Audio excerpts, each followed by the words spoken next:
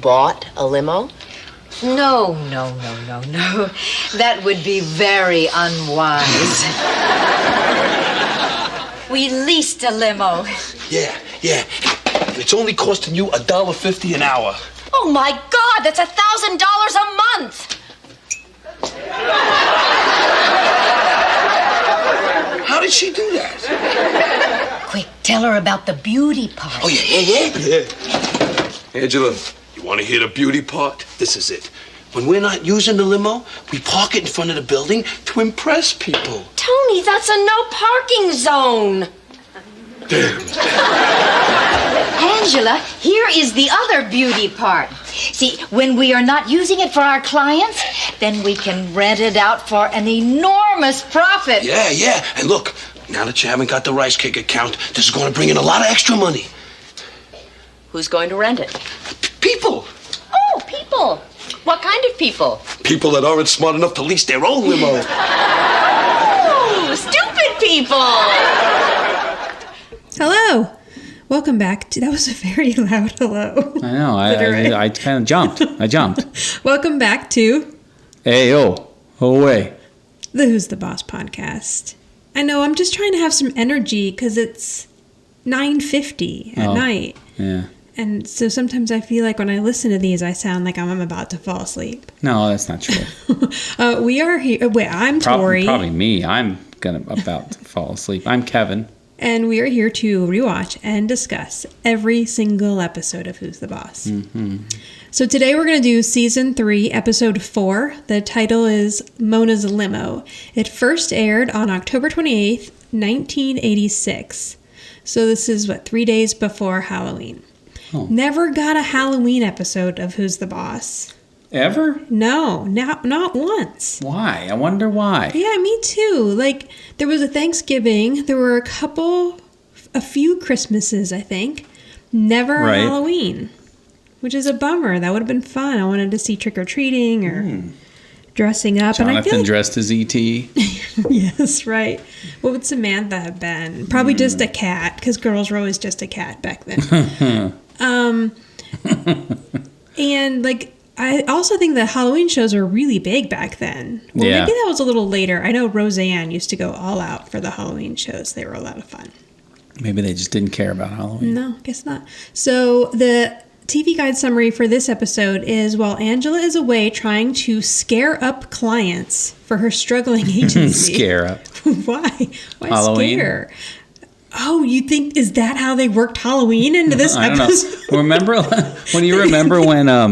in the episode, there's a tiny pumpkin. Well, yeah. Oh, wait, spoiler alert. I was going to get there when we got there. Yeah, I'll point out the one Halloween decoration in this entire episode. Scare. Maybe that's what they were trying to get people. That's ridiculous. I don't know. Mona starts a limousine service that's an overnight success. Okay. So this episode was written by Carrie Honigblum, who I believe we've already had one of her episodes, and Renee Phillips. They appear to be a writing team. Oh, okay. And then the story was by Michelle Bueller-Glazer. So 3 women worked on this episode. Excellent. And Carrie Honigblum, her name was also used in a previous episode. I remember I pointed it out, but now I have no idea which episode it was. I kind of remember that, actually, now that you're mentioning it. Yeah. Somebody's last name was Honigblum or something like that. Yeah, probably. And I love when they do that. Somebody from Tony's neighborhood. With the writers. So what's interesting is when this episode opens, Tony's looking at the camera and addressing the camera. And I thought that was pretty cool. Yes, very clever. Like they're shooting it like a commercial. But even when they do that in TV shows and sitcoms, they usually are looking the other way, pretending they're looking at a camera. Like the fact that they had him look right at the camera was pretty cool. It was very cute. Interesting. Yeah, it was done well. It was commercial. Funny. Yeah. Right. And he's looking at that fourth wall. Yep, okay. Exactly. So the commercial that they're pretending to do is for a rice cake company called Ping's Rice Cakes. And this is a client that Angela's working on wooing over to the Bauer agency. So Tony has the kids blindfolded, and he hands them rice cakes. And Jonathan's like, why do we have to be blindfolded? And because Tony says, "Good stuff look like." if you wouldn't eat it. You wouldn't eat it. But I mean, it just looks like a rice cake. Yeah. I mean, maybe it's a tiny bit green. I know, but I feel like back then, like, rice cakes were still like, oh, that's gross. Or That's a good point. like they weren't as they were popular new. then. It was like, what is this? Like Right. anything that's new is what is this? And then it becomes popular and Right, it's a regular right. thing. So. Yes. And these seem to be odd flavors. So the kids try them and they both immediately spit it out. You see rice cake flying through the I know. air across the shot of Mona. No, poor Mona's. I know. Just getting pellets of rice cake in her in her way. And so Angela's like, okay, so you don't like the sushi flavor because Jonathan says it tastes like fish. All right, and now here's another thing too. So rice cakes were probably pretty West Coast then, I would think. I mean, When I stuff remember starts rice here cakes. that like diet fads or whatever. I Yeah, felt like rice cakes true. were a healthier thing. And on top of it, they made it sushi flavored that's rice true, cake, right. which would be a West Coast Right, to make it way, reference. way California. Way reference. California. But I do remember rice cakes as a kid. I do 'cause it was too, like but a right. diet thing. I just bet you it's me too. I remember. Oh, that's what you eat when you're on diet. This cardboard. Yeah, so the kids are refusing to try anymore. So now Tony's trying to get Mona to try the pizza flavored I one. know. And she's saying no. And so he goes ahead and tries it. And he's like, this actually isn't that bad. They should make a beer one that you can wash it down with. No, this ain't that bad. Yeah. And Angela's very excited about that. She's like, ooh, and she's taking notes. And why would there be a pizza rice cake? What does that consist of? So Samantha gets up and she says, well, I hate to spit and run, but we have to go to school. And the audience really laughed at that. And I feel like she almost kind of laughs at her own joke there. So she asked Jonathan on the way out, have you read Tom Sawyer? And he says yes. And she's like, great. You can tell me all about it on the way to school. So last week she was about to go to a prestigious prep school. And now this week she's cheating on her 9-year-old kind of brother's homework. I know. Tell him all about it. Right. But he is very, Smart. book smart. I don't want to say nerdy. Oh, yeah, no. I mean, he That's is not nerdy. nice, but you No, know what I Jonathan mean. is nerdy. He's the smart one. Yes. Studious. And then Mona's like, okay, Angela, come on, we have to get to work because I am going to have breakfast at the place across the street. Right. And Angela says that there is no place across the street, it's just a construction site. And that's where Mona wants to go have her breakfast. I mean, what? She's going to go over there with an Egg McMuffin and sit with all the construction workers? Yeah, I guess she just likes to sit there and just have them continuously yell disgusting things at her while she eats. Sure. Sounds like a Now, that is good a time to me. stereotype of construction workers, and I just want to point that out. Back then. Still now, I Okay. think. But probably way more back then. But Yeah. yes, not all. I've never actually seen that, Neither have I. so I don't want to really play that stereotype. But sorry. Okay. Now the other thing is that if you're watching this, so season 3 is not streaming anywhere. I've heard that the Roku channel should have 3 and 4 up in March and April because they cycle through the seasons that they have. So right now they have season 1 and 2. Right. I went ahead and I grabbed all these episodes while they were still up on Crackle. But if you're watching this through Antenna TV, then this entire first part is cut. From where they spit the Yeah. rice cakes out until they leave for school. So all that you'd be like, what? What are Yeah. you talking about? That's all completely cut. The kids spit out the rice cakes and it goes right to them at the Bauer Agency later that day. And watching that whole scene, it's not necessary for the whole episode. No, it really isn't. I mean, there's... I mean, it's entertaining, it's funny, and it's Yeah. good, but it's not necessary. I can see why they cut it out. Yeah, for they time. cut them for time so they can jam them full of commercials. Right. And so... On Antenna TV, you can learn about health and life insurance. And then what's the other one too? Are they the ones that also run the ASPA commercials? Yeah, with the sad With the dogs. sad animals. Oh, Oh, I gosh. can't take those. Okay, so now they're at the Bauer Agency. Tony comes in with a shipment. But as he walks in, Yes. there's like a vestibule going into, and he sees a woman and he does that Tony thing where he's like, hi. He's like, And then she making goes animal on. noises. I know. It's like you can't take him out in public. Like sometimes, why, Tony? Why Calm does he just down. randomly say hello to women? Well, he like gets- strange, like hey, Yeah. he can't do that now. Be like, I mean, he is you only can't. saying You- hello. You can, I know, but yes. it's the Tony Danza cheesing way. Right, exactly. It's cheesing on her. And there's one episode that stands out in my head that's even worse. It's coming up a bit later, but yeah, it's funny. It's like he just goes a little crazy when he sees women out in public. So he's coming with this shipment of boxes, and he's like, what is all this stuff? Angela says they're essentials. It's an espresso machine, and that is so that you appear classy and you want your clients alert. Yes. Then there's also a case of champagne. That's because you don't want them too alert. And then there's a gumball machine. And the gumball machine is just to make people feel that this agency is special and unique, and all the agencies have them. What makes it so unique then? But it's cute how excited Angela is here. So like they're setting up this office. She says you have to spend money to make money. So now this is the first time we've actually seen the completed inside of the office, right? Furnished and everything. Right, yes. because last episode they just came home from work, but we didn't actually see it. So Right. yeah, so we now have this new set that we'll see quite a bit, and it's really cute. So Angela's setting up the gumball machine, and Mona says, I've only seen 1 or 2 episodes of Wall Street Week, but shouldn't money be coming in before it's going out? So Angela's explaining, that you have to kind of spend money in order to make money. And another example of that is that she will be flying to San Francisco tomorrow to take Mr. Ping to the finest restaurant in Chinatown so that she can get his rice cake account.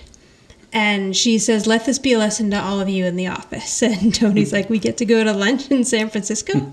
That doesn't make any sense. But she says, Tony. I want us to start thinking first class. So they want fresh cut flowers. They want anything. They're going to be wooing clients. They want them to know that this is a top of the line agency. First class. An aura of success. And Mona says, so this way they won't know you're desperate. Exactly. I actually looked up the show they're referencing, Wall Street Week. Oh, yeah? Yeah, I didn't know what it was. It was a real show. I mean, it looked like it was especially 1970 to 2005 it ran. So that maybe it was on its peak here in the 80s. Who knows? And then it was just on and off in between and ended in 2017. And then it actually came back again in 2020. Oh, my gosh. So it's on again. But not with the same host? No, it's different hosts all the way I around. was gonna Nobody that say. anybody knows really who they are. But So so go ahead. now the next day, Angela's in San Francisco. And Mona and Tony are at the office, and he is buffing the floors. It's so ridiculous. Like one of the... And where do they have a buffer? Just keep it in the office closet? It could be like the building's thing's buffer tremendous. or something, but it's very Tony to buff the floors. I know. Under the rug. Yes. The rug's rolled up. And Mona's like, the boss is 3,000 miles away. Like, relax, have a cup of coffee. And Tony says, I've already had 5 cups of coffee. I feel like I could buff the ceiling. What did he say? Ceiling? Or the roof. He buffed the roof. Yeah. So the phone rings, and Mona goes to answer it, but she's like, hello, yes, Bauer Agency, will you hold, please? And she's sounding very busy. And then she sits down, and she gets her cup of coffee, and she folds her legs, and she looks around. Now, here's the one Halloween decoration, or just fall decoration, that would give you any inclination that it's Halloween and Who's the Boss land. Because behind Mona, there's a tiny gourd on the filing cabinet that almost just looks like somebody had a gourd on set, and they were like, oh, I'm just going to put it here. Just leave it there. Because Halloween's in 3 days when this episode airs, and we've done nothing about it. We didn't acknowledge it at all. So Tony's like, Mona, what are you doing? You should be talking to the people on the phone. And Mona's like, no, I have to let them think. You don't want them to know that we're not busy. You want them to think that, well, we're going to be able to try to fit them in as soon as we can. She says, I'm creating an aura of success. So kind of smart, Tony's actually. like, oh, okay, I get it. So then Mona picks the phone back up, and she's like, oh, yes, okay. Will you please just set that down next to the Toyota account? And then she goes back to the phone. Hello? Oh, hi, Angela. After all that, she leaves Angela in the hole for like a minute. And now Angela's all excited that they have the Toyota account, which she has to tell her that they don't. So she explains, I was just trying to create the aura of success. So Angela's asking, like, how are the kids?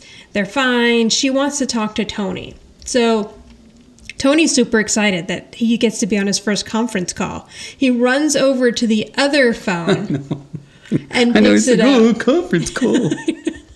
like, what is he so excited about? Just being included. I it's guess. Tony. It's the 80s, 2 people on a phone. It's fun. Yeah, that's true. That's a good point. Like, having more than one person on a phone line back then probably seemed pretty special. Like that 3-way calling, that was very big. Oh when my we were God, that kids. was huge, yeah. Okay, so he's talking to Angela. He's kind of like giving her a pep talk about the lunch, and he tells her, now don't forget, the little chopsticks are for the salad. I thought that was pretty cute. I know. She gave, because it's kind of... she did give him similar advice when he went out with that lady in Not With My Client. Remember he went to like the fancy embassy dinner? Oh, yeah. And she reminded him to use the small fork. That's right. Was for the salad. Small fork is for the salad. So they're wishing her luck. You're going to do great. Bye-bye. And then they hang up the phone. Now Mona's like, all right, let's celebrate. Bust out Angela's gone. Time to bust out the champagne. So she grabs a couple of champagne flutes that are on the filing cabinet. Tony opens up the champagne, and they each pour themselves a glass of champagne. And you'll see that they both take a sip. Bizarre. I know. And they're talking about how they're going to ride this little rice cakes account to the stars. They're very excited that Angela's going to come home with the rice cake account. Now, as they're celebrating, a man walks into the office who they think could be a prospective client. So they're like, oh, hi, come on in. And Mona says, they sit him down in a chair, and Mona says, here, have a glass of champagne. And then she hands him the glass of champagne that she was drinking. Yeah, but he doesn't know that, I guess. It's ridiculous. I know. It really is. And then Tony goes over to the gumball machine, and he's like, I feel a red one coming on. Strange. and gets a gumball. But the guy's like, what can we do for you? And he says, well, it's more of what I can do for you. And they realize he's a salesman. So Mona takes the champagne back, and Tony chews the gumball.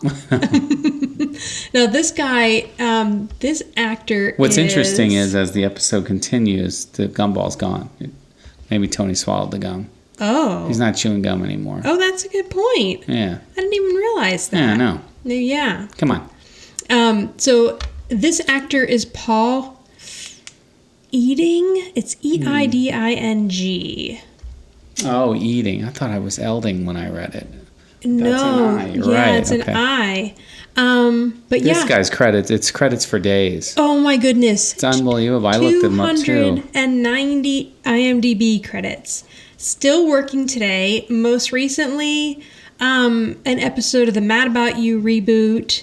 Mm-hmm. Some video game work. Yeah, a lot of voiceover stuff. And the amazing thing is when you scroll down his credits, it's like every year it's 4 or 5 things. Yes. So like he is constantly working, and it doesn't miss a year. It's unbelievable. Yeah. Yeah, he has worked a lot.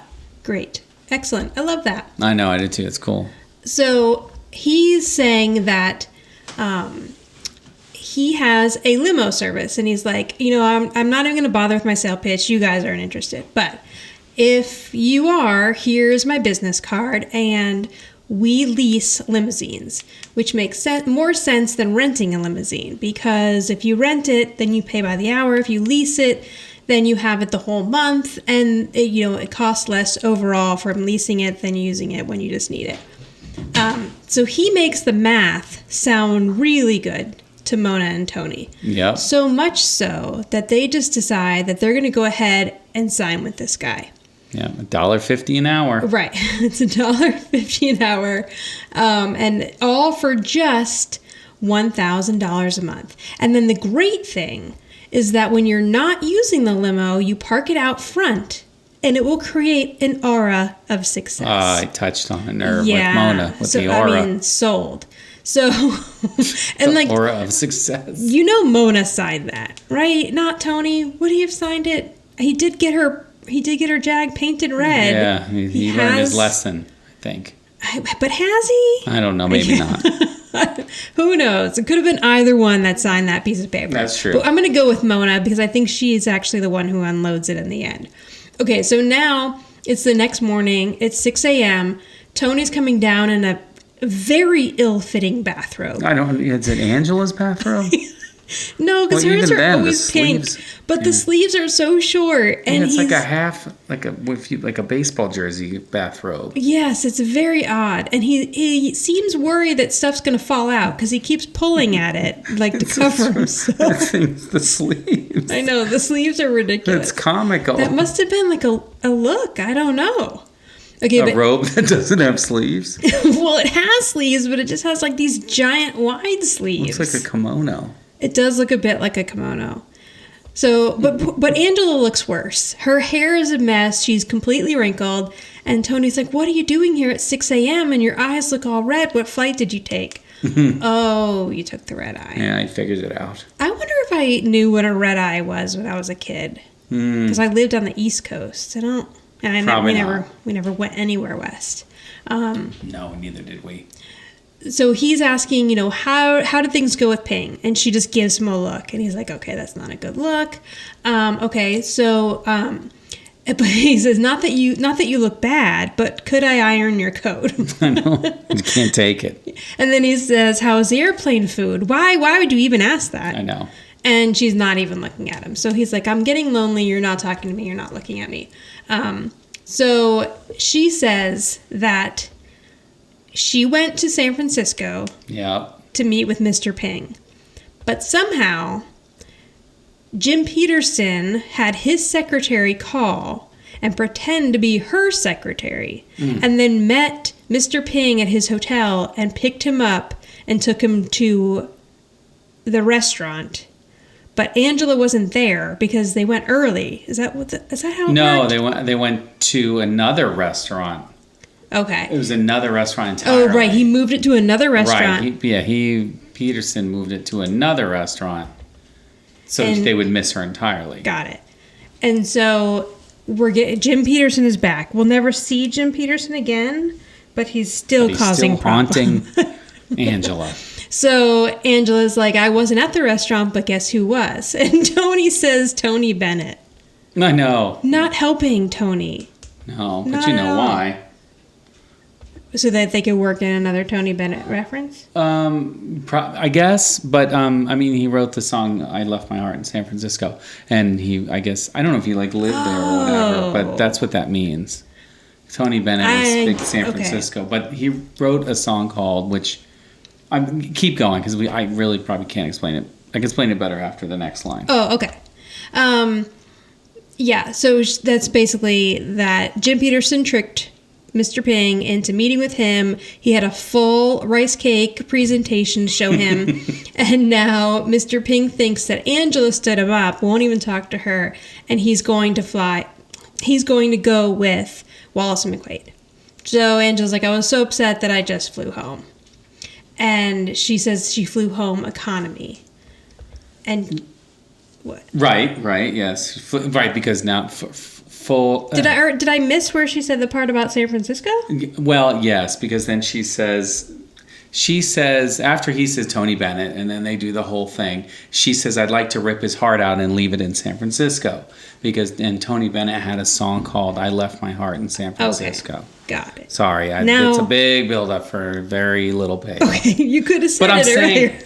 Right, but I wanted to get to the line. Oh, I see. I thought you were going to get to I'm particular sorry. line. I skipped over it because I didn't think it was important. And then I was going to try to interrupt at that Got point. it. Okay. But it did not go well at all. But that's the reference. He said Tony Bennett, then it's rip your heart out and leave it in San Francisco. I am not very familiar with Tony Bennett. I had no idea that he wrote that song. So I didn't get this joke when I was a kid, and I still didn't get this joke as an adult. That's okay.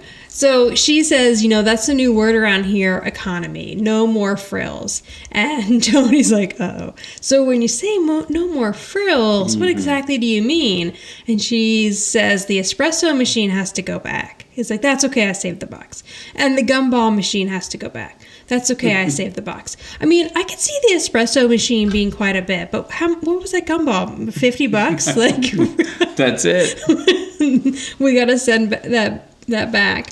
And Angela says, and I see a limo parked in the driveway. And Tony says, I don't have a box for that. So silly. Yeah, so they're in trouble. So now Angela's in the kitchen. And who do you think went and got Mona? Because she's still in her pajamas. So do you think Angela walked over there and just started banging on the door? Or she sent Tony in his little ill-fitted robe to go get Mona? Ill-fitted robe. So Mona's now in the kitchen, and Angela's like, okay, so you guys bought a limousine? And Mona says, no, that's very unwise. We're leasing a limousine, and it's only costing you $1.50 an hour. And Angela says, oh my God, that's $1,000 a month. And then she quickly does the math. Right. And Tony says, how'd you do that so fast? But okay, so Mona says, but tell her the beauty part. And the beauty part is that when they're not using it, they can park it in front of the building and create an aura of success. The aura of success. Yeah. Enough with that. But Angela says there is a no parking zone in front of the building, so we cannot park it there. Mona's like, okay, but there's another beauty part. So when we're not using it for clients, we can rent it out. And then we can make way more of a profit renting it out than $1,000, way more than $1,000. So it'll bring in some money. And Tony's like, yeah, and now that we don't have the rice cake account, this will help. So, that's a way for us to bring in extra money until we get more accounts. And Angela says, who's going to rent this? He says, people who don't lease their own limousine. Or he says, people who aren't smart enough to rent their own limousine. So she's like, oh, stupid people. Mm-hmm. But really, the people who are renting the limousine are the smart people. Yeah, exactly. Because they're not paying $1,000 a month for a limousine they're barely using. And Angela's like, who's going to drive the limousine? Tony says, I will. She says, well, who's going to pick up the kids from school and do the parents association and coach Samantha's soccer and pick up Jonathan from Boy Scouts? He says, I will. He's basically telling her that he's going to be able to handle all of this, and he's willing to do it to help out the company, and he's drinking plenty of espresso. No, I know, to get it done. He says they're going to have that espresso machine back in no time. Hasn't gone anywhere yet. Oh, that's true. Machine. Right. So now it must be the next day or so, and Samantha's super excited about the limo in the front yard because she's telling someone on the phone that if she helps wash it, her dad said he would take her for a spin. But she just sent Jonathan out there to wash it. I know. And then he washes it and then comes back in and he's like, are you still on the phone? Whatever. But it ends up that he doesn't take them anywhere. Well, like he promised to take him in the limo. Oh, I don't think he promised to take Jonathan anywhere. Well, even her though. He doesn't. I thought he just says I don't have enough time. I think it's Bonnie she's talking to, by the way. Oh, okay. But wait, so they get into a fight and he's like, you made me wash the whole limo. Right. And then he's about to throw a sponge at her when Tony comes out. And Tony's like, we gotta go. And, right. She wants to go by all these different places. The mall and Marcy's and or I think whatever. He was just planning to let them, come along for a ride. He wasn't planning on, driving them all over town. Or just dropping her off somewhere. Right. Maybe. Yeah, so he's, all crazy busy. He's trying to do the laundry. He comes around the corner with the laundry basket and he's got the full suit and the hat on. Yes. The Mona's limo hat.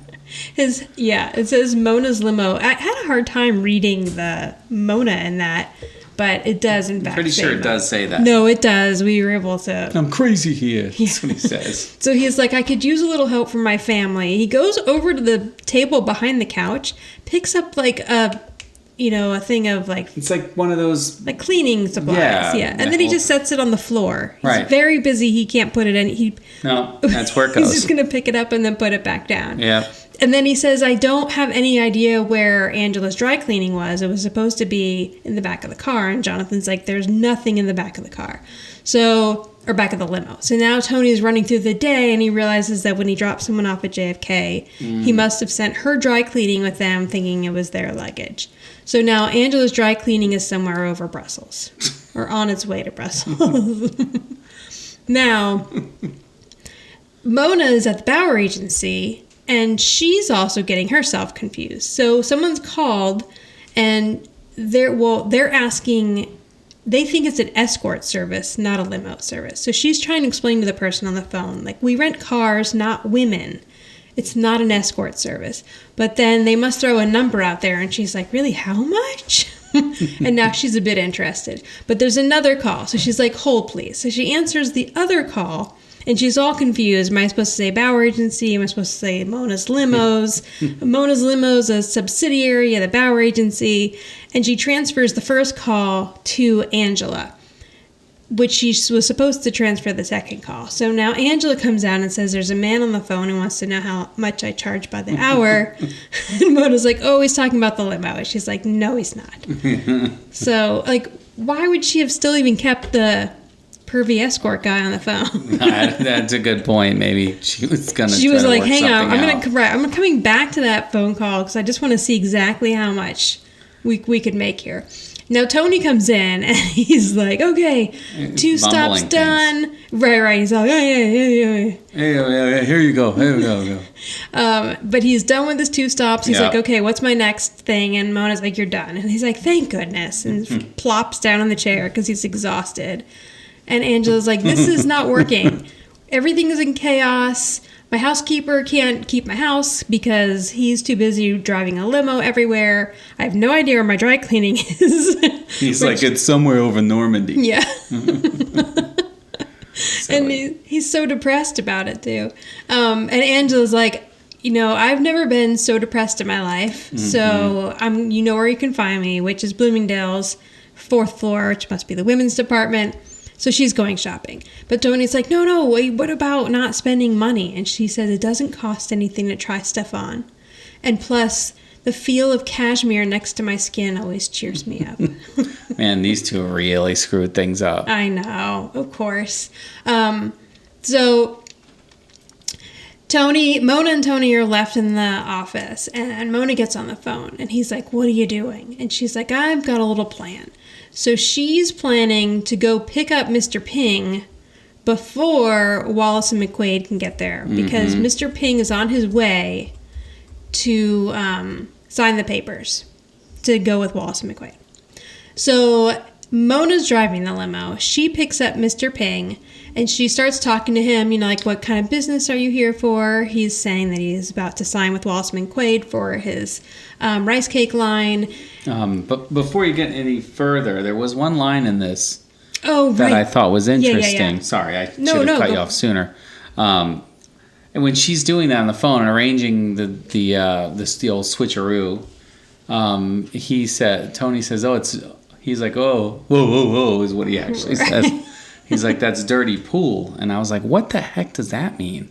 So I went to the internet. Thank you. And I found dirty pool describes actions that are underhanded, not fair, dishonest, taking an unfair advantage through devious means.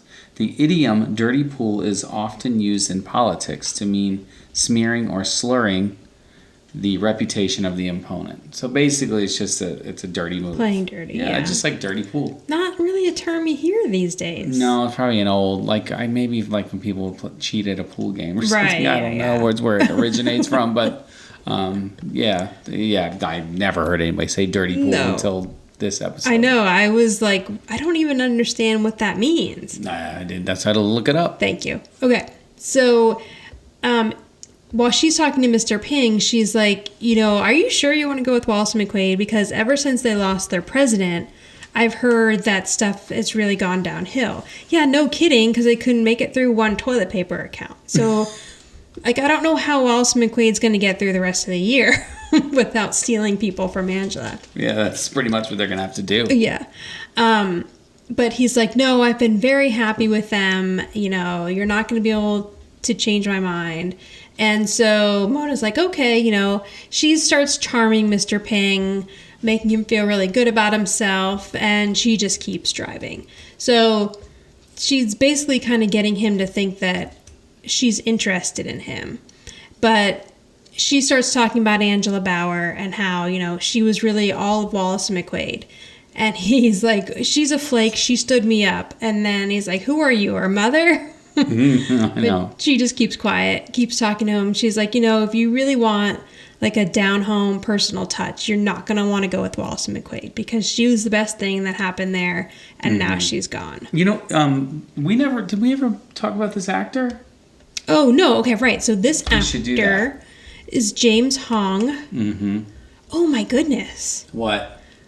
We thought that Paul had a lot of credits. Oh.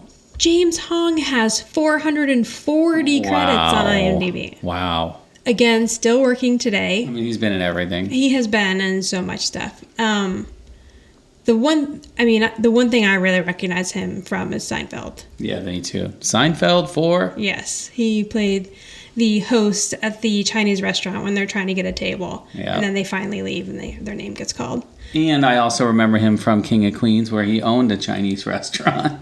Is that when Doug is pretending to he rents an apartment above okay, that's the episode. He's in that episode. Right, yeah. But yes, and I think he also has quite a bit of voiceover work on here. Yeah, it looks like it. Yeah, fantastic. Yeah. It's so interesting when you see these people who they're recognizable. They may not necessarily be a celebrity in the way that we think of celebrities, but a working actor, like, has worked so much in Hollywood and never had, like, you know, a reoccurring role or as, like, a main star. But and it makes, like, I think I mentioned it to you the other day, it makes me wonder, like, are they just, like, that good? They're so typecast, they're easy to plug into spots. Is it that they're so easy to work with that their reputation gets around and they just keep getting called back, the same directors and producers? I mean, it's just interesting when these kind of, I don't want to say nobodies, but people that nobody knows who they are, and he's done 400 and something things. Right. And, he's one of those guys, like, as soon as I saw him, like, oh, Seinfeld. Like, he's done something everybody recognizes, but it's amazing to me that these people continue to work. Yeah, I mean, I wonder if it must be a combination of that, and I feel like... we haven't heard that in a while. I know. Dog needs to go out. Okay, we're back. Yeah, I feel like he would have to be easy to work with, you know, and then also, I guess, like, if an agency has someone who books, they're going to keep sending them out because they book, and then they book more. But, yeah, that is very interesting to me. I would love to just, like, interview one of these character actors one day and just be like... Because, I mean, I assume you can make a living at this if they do, but... You just wonder how, and, like, that has to be a very kind of nerve-wracking living to make when you are constantly just out looking for your next job. I guess, but if you're continuously working, that'll be our next podcast, the one episode actor, and we'll just try to interview. That would be actually pretty amazing. Yeah, just like interviewing character actors. That would be awesome. The character actor, and you just. Because everybody would know him from something. Right. And then you can talk about, you know what? It has to have already been done. I'm going to have to look. They will now. We have so many listeners that we're going to get ripped off. My idea is going to get ripped off. All right. The 14 of you don't take that idea. Yeah, right. Okay, so while Mona's out with Mr. Ping, Angela's back in the office, and she's like, what was so important that you had me paged at Bloomingdale's? She's like, I was trying on the most beautiful silk blouse. She takes off her jacket. She looks down. She's like, oh, my God, this is it. Yeah, it's in her hand. She stole it. Right. Now, not only is my life a complete mess, but I'm a shoplifter. And Tony's like, don't worry, they know you. Just call and give them your credit card. And as she's looking at the blouse more, she's like, I don't even really know if I like it. But Tony's like, look, it's beautiful. We got to rip this tag off here because you need to be in tip-top. Is that it? Tip-top shape. Tip-top shape, yeah. Yes. He's like, you never know when an important business client is going to walk through the door. So he goes to get some scissors to cut the tag off. And Mona brings Mr. Ping into the office. She's still flattering him the whole way. Now, when he walks into the office and he realizes that it's Angela Bauer's office and not Wallace and McQuade, he says, "You tricked me, Red." You tricked me, Red. And then he says, "You pulled the Shanghai surprise." The Shanghai surprise. Of course, I had to look that one up. Yeah. Okay, so this is a tricky one because one definition is terrible. Yeah. And then the other definition is Well, just don't go to Urban Dictionary and you'll be less okay. terrible. Yeah. Well, Okay. yeah, Oh, I mean, so not as terrible, but good. But should you want me to read it or? read the less terrible one. I don't know if I have the terrible one. I didn't know we would okay, entertain good. it. The definition of Shanghai surprise is to Shanghai someone is to kidnap. Kidnap or trick them into working for you. The Shanghaied person would wake up to find himself in the sea, often on a long trip to Shanghai. But basically it's to trick somebody, which is what happens here. He got tricked. He thought he was going to Wallace and McQuaid. Okay. Yes, but don't use that in casual conversation because you heard it on this show. No, I Because- just wanted to cover what the definition of No. the Shanghai surprise. But yes, because then the other definition that was on Urban Dictionary is that you go on a date with someone Yeah, here it that you is. believe... Going home with a casual sex buddy only to find out that she/he is not the gender you had once believed. Right. That's a different Shanghai surprise. Yes, that's terrible. And I Okay. don't understand why that would be. Urban Dictionary makes no sense. Why is that the Shanghai surprise? I guess because based on the original definition of Shanghai surprise, you were tricked. Yeah, I Or guess fooled. so. I don't know. I don't know where Shanghai comes into it. So I don't know. yeah. I just I go by have- what the internet tells me because it's always. Urban Dictionary always has tells some the terrible things. But I would assume that when the show used this, they had no idea of because the Urban Dictionary wasn't around, obviously. Internet wasn't around. So if anyone was actually using it for that reason, they would not have known. Oh my God, don't. I mean, I'm scrolling down the Urban Dictionary and it's getting worse. Yeah, okay. All right. So anyway, now Mr. Ping is there and they are like, okay, he wants to leave and they're like, no, wait a minute, just hear Angela out. You got tricked. She has been planning this rice cake campaign for months. And, she's the woman responsible for pretty much everything, every national campaign that was going on at Wallace and McQuaid for the last year. So he's like, yeah, like who? Or like what?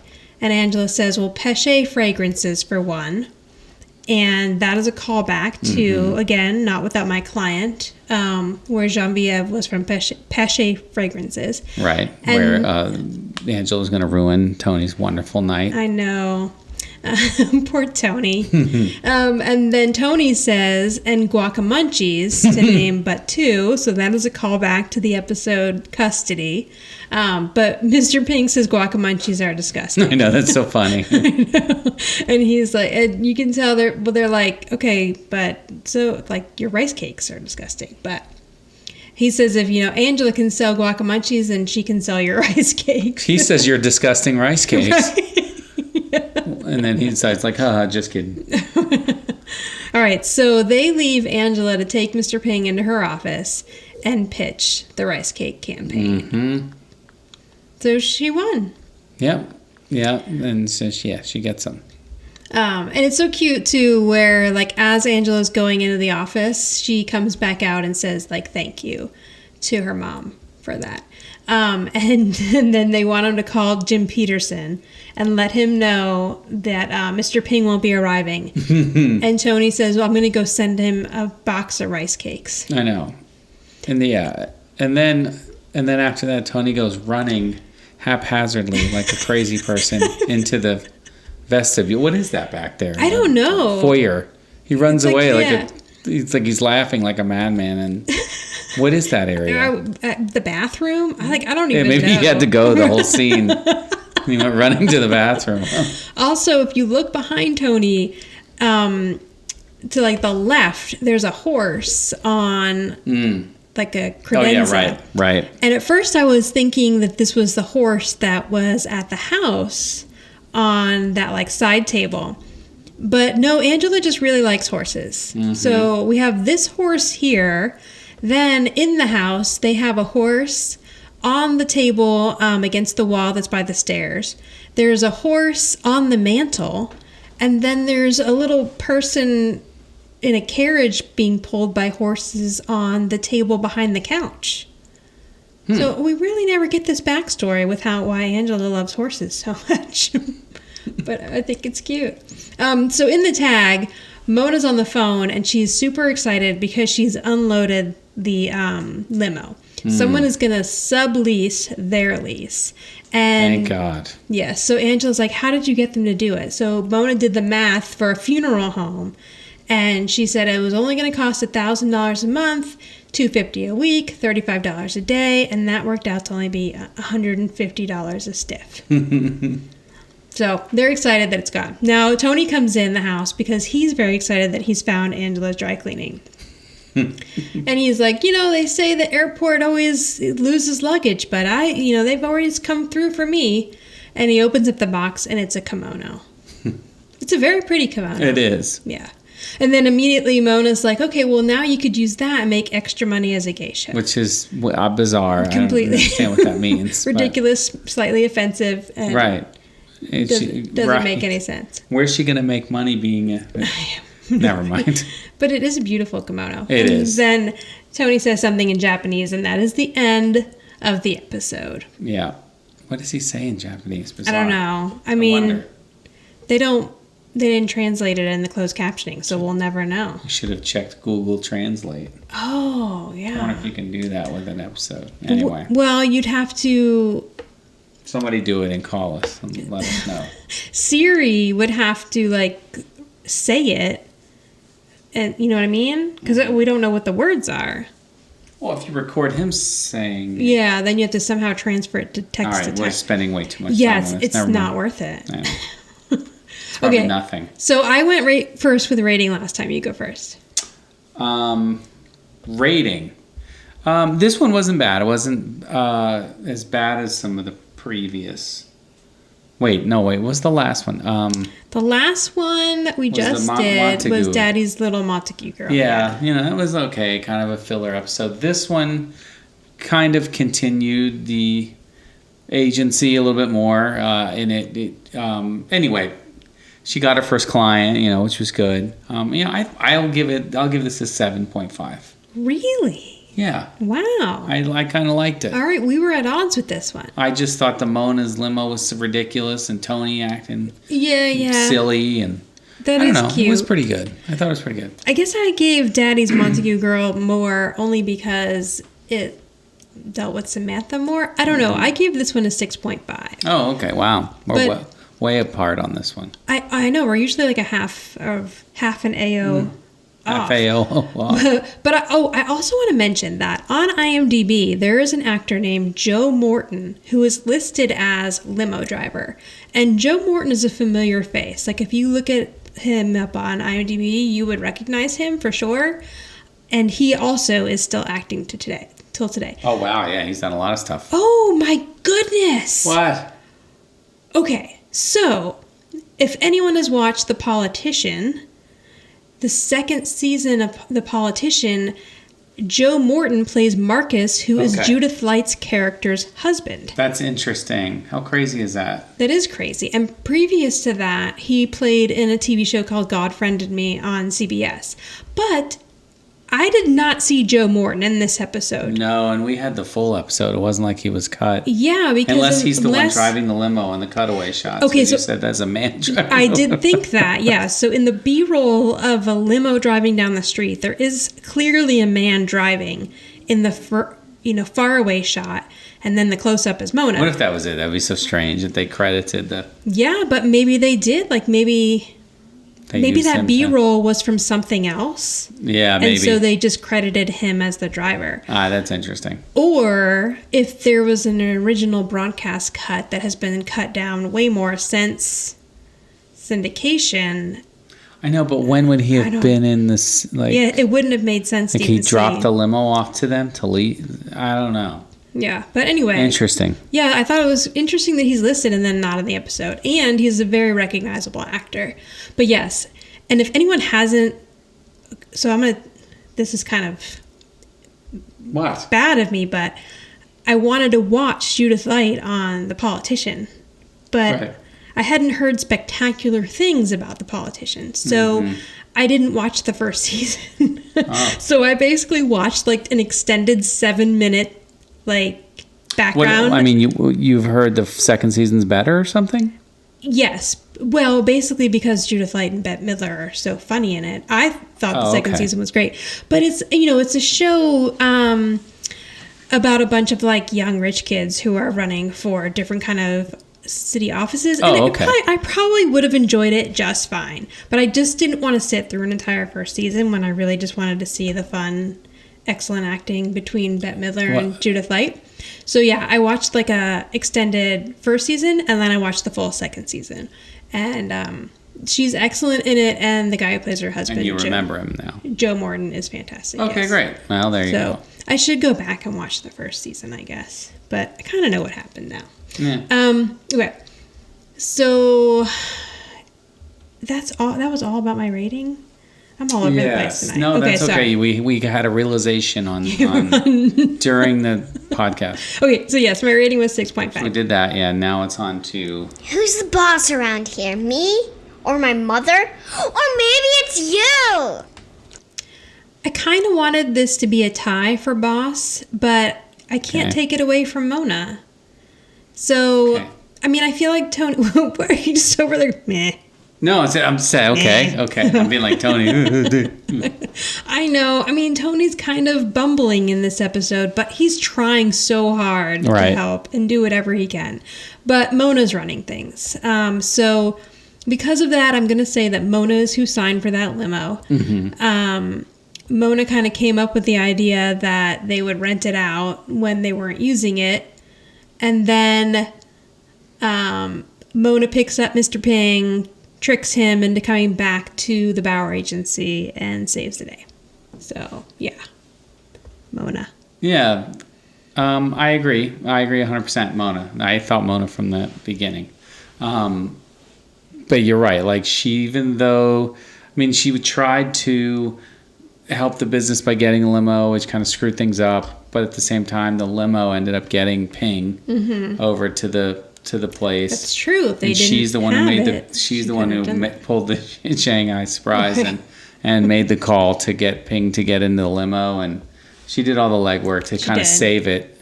And she essentially got the first client, or at least got him back again. Yeah. With the rice cakes and everything. Awesome. So, yes, I agree. It is Mona. Okay, so you can reach us at the Who's the Boss Podcast on Instagram, Who's the Boss Pod 1 on Twitter, the Who's the Boss Podcast page on Facebook, or go to anchor.fm/WTB podcast. And there you can leave us a voice message. So next time we are going to cover... What? You sure the voicemail isn't full or something? Let me check. Is it working? Let me check and make see sure if that thing's working. It's working. All right. The next episode we're going to cover is the Hickey. Do you remember this one? Vaguely. Okay. I kind of do. Yeah, I definitely remember this one. It's funny how quickly Samantha went from like little girl to like teenager. Yeah. There's a very big growth for her between season 2 and season 3. Yeah, I just think she was at that point where, in between episodes, she grew quite a bit and she matured like a lot that season, maybe, So they had to kind of go with it. But it was great because it opened up a lot more storylines for her. It did, yeah. That's true. So, all right. Well, thank you, everyone, for joining us, and we'll talk to you soon. All right. Bye. Bye. If you like this podcast, please subscribe and tell all your friends and give you a big pat on the back. Bye. I added some extra.